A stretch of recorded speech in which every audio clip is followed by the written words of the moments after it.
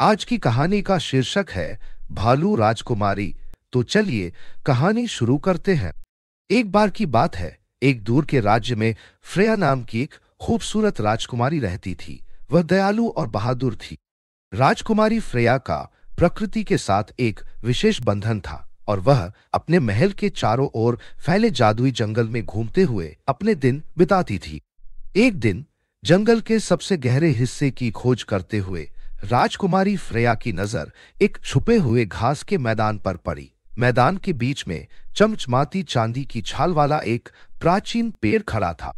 जैसे ही वह पेड़ के पास पहुंची, उसे पेड़ के नीचे एक छोटा सा दरवाजा दिखाई दिया। उत्सुकता बढ़ने पर फ्रेया ने दरवाजा खोला और अंदर एक शाखा से एक चमचमाता ताबीज लटका हुआ पाया। बिना सोचे समझे फ्रेया ने आगे बढ़कर ताबीज को छू लिया। अचानक एक तेज रोशनी ने उसे घेर लिया और उसने महसूस किया कि वह एक जादुई भंवर में खींची जा रही है। जब रोशनी कम हो गई तो उसने खुद को भालू में तब्दील पाया।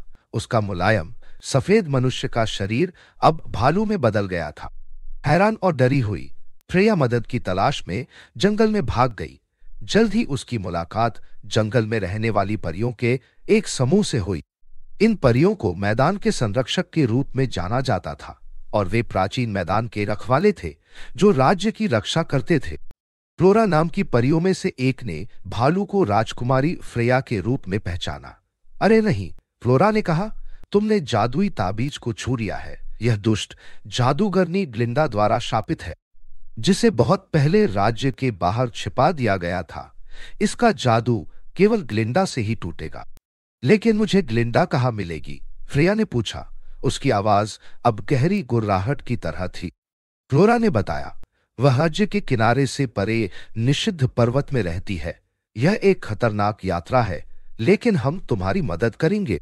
हम परियां तुम्हें जंगल के माध्यम से मार्गदर्शन करेंगी और ग्लिंडा का सामना करने के लिए तुम्हें बहादुरी दिखानी पड़ेगी। श्राप को तोड़ने के लिए दृढ़ संकल्पित होकर फ्रेया परियों के साथ अपनी यात्रा पर निकल पड़ी। जैसे ही वे यात्रा कर रहे थे, उन्हें कई बाधाओं का सामना करना पड़ा। एक उग्र नदी जिसे केवल जल परी की मदद से पार किया जा सकता था, एक विश्वासघाती भूल भुलैया जिसे पृथ्वी परी की बुद्धि से हल किया गया था, और छाया से भरा एक अंधेरा जंगल जहां प्रकाश परी की चमक ने उन्हें सुरक्षा की ओर निर्देशित किया। कई दिनों की यात्रा के बाद वे अंततः निषिद्ध पर्वत पर पहुंच गए। हवा ठंडी थी और चोटियां बर्फ से ढकी हुई थी। जैसे जैसे वे ऊंचे चढ़ते गए, रास्ता कठिन और अधिक खतरनाक होता गया।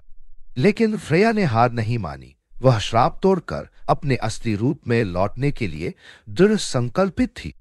पहाड़ की चोटी पर उन्हें ग्लिंडा की गुफा मिली, एक अंधेरी, डरावनी गुफा जो प्राचीन मंत्रों की गूंज से भरी हुई थी।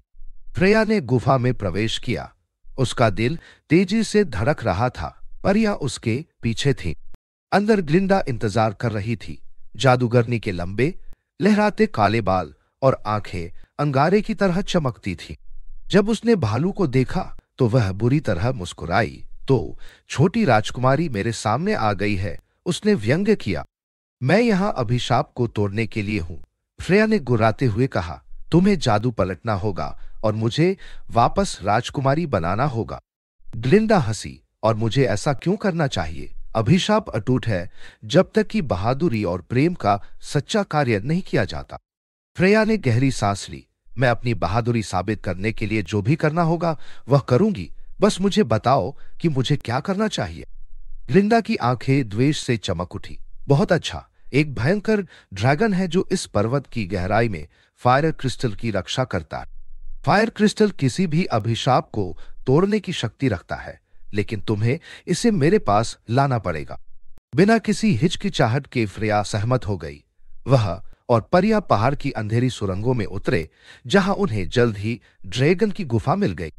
ड्रैगन बहुत बड़ा था। उसके पंख पिघले हुए लावा की तरह चमक रहे थे और तेज सांसें पत्थर को पिघला सकती थी। फ्रेया जानती थी कि वह ताकत से ड्रैगन को नहीं हरा सकती, इसलिए उसने अपनी बुद्धि का इस्तेमाल किया। उसने देखा कि ड्रैगन की गुफा सोने और गहनों से भरी हुई थी, लेकिन ड्रैगन अकेला लग रहा था, अपने खजाने की रखवाली कर रहा था और इसे साझा करने वाला कोई नहीं था। भालू राजकुमारी दयालुता के साथ ड्रैगन के पास पहुंची और उसे उसकी दोस्त बनने की पेशकश की अगर वह उसे फायर क्रिस्टल लेने की अनुमति दे। फ्रेया के प्रस्ताव से प्रभावित ड्रैगन सहमत हो गया। इसने उसे फायर क्रिस्टल लेने की अनुमति दी और बदले में फ्रेया ने ड्रैगन से मिलने और बाहरी दुनिया से कहानियां बताने का वादा किया। हाथ में फायर क्रिस्टल लेकर फ्रेया और परिया ग्लिंडा की गुफा में लौट आई। जब ग्लिंडा ने देखा कि फ्रेया सफल हो गई है तो वह हैरान रह गई। तुमने बहादुरी और दयालुता दिखाई है, उसने स्वीकार किया, लेकिन अभी भी एक आखिरी काम बाकी है। तुम्हें जादुई ग्लेड में सिल्वर ट्री के दिल में फायर क्रिस्टल रखना होगा जहां तुम्हें ताबीज मिला था। केवल तभी अभिशाप हटा दिया जाएगा। परियों की मदद से फ्रेया मंत्रमुग्ध घास के मैदान में वापस चली गई। उसने फायर क्रिस्टल को सिल्वर ट्री के मध्य में रखा और जैसे ही उसने ऐसा किया, प्रकाश की एक लहर से मैदान भर गया, श्राप टूट गया और फ्रेया वापस अपने असली रूप में आ गई। लेकिन कुछ जादुई हुआ। फ्रेया अब सिर्फ एक राजकुमारी नहीं रही। उसने भालू की ताकत और साहस प्राप्त कर लिया था और उसका दिल उस ज्ञान और दयालुता से भर गया था जो उसने अपनी यात्रा में दिखाया था। परियों ने, जो अब उसकी आजीवन मित्र थी, उसे अपने उपहारों से आशीर्वाद दिया, यह सुनिश्चित करते हुए कि वह करुणा और निष्पक्षता के साथ अपने राज्य पर शासन करे।